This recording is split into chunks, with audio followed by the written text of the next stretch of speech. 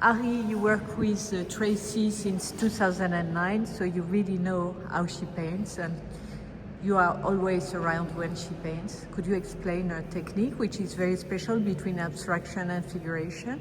Yes. So a painting has to surprise Tracey. If it comes too easily, then it's deemed not worthy of existence, let's say. By that I mean she can paint a reclining figure with ease, with her eyes closed essentially, that everyone will have on their wall, but it's not about the fact that something sells quickly, it's not about the desirability of the work, it is the reason why painting exists today in this museum, in any exhibition, is because that painting had to have surprised her.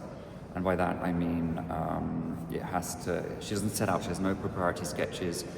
The painting has to shock her in a way that it's deemed worthy of being placed to the side and not touching. So she always relates painting to seeing a fortune teller.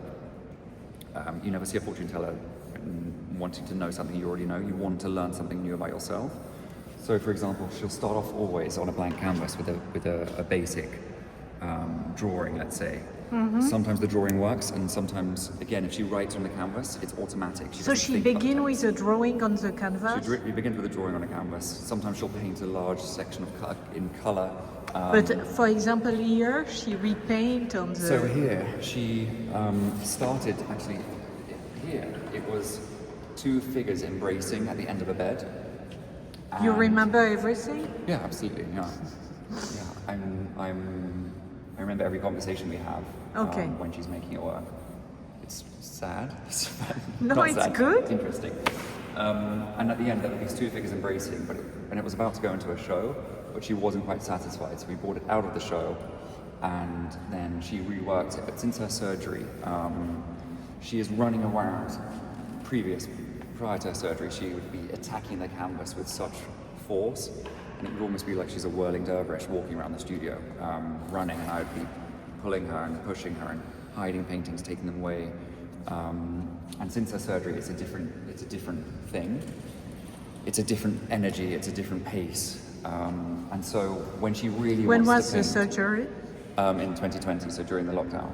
And when she really wants to paint on a large scale, but doesn't have that physicality, that energy to attack the canvas, I'd bring up a chair or something and she would draw these very intimate flowers or these patterns, which she's always drawn since her days in the Royal College, because she's half Turkish Cypriot. She's collected these Turkish rugs for many years, so she always has weaved these little patterns and flowers, and they're in her embroideries. Snake tails? Yes. And so this painting, that's why we had this wallpaper. Again, I think it was inspired by, we had a show with Edvard Munch, and often he depicts these interior scenes with this beautiful wallpaper. And one of the paintings that had that was in the show we did in Oslo and the RA. But again, it's always Tracey, it's in her, this pattern. But what is there under this silhouette? Under this, there'll be a drawing, and she would paint them out. So she would paint it out, and we flip the canvases. So she'd do a drawing, and if she wasn't satisfied, she'd paint them out white. But in this case? This case was just painting. Actually, I don't think we turn this one up the other side, because we flip them, and she waits for the lines underneath to speak to her, and that directs the next move. That's very impressive. Merci beaucoup. Pleasure.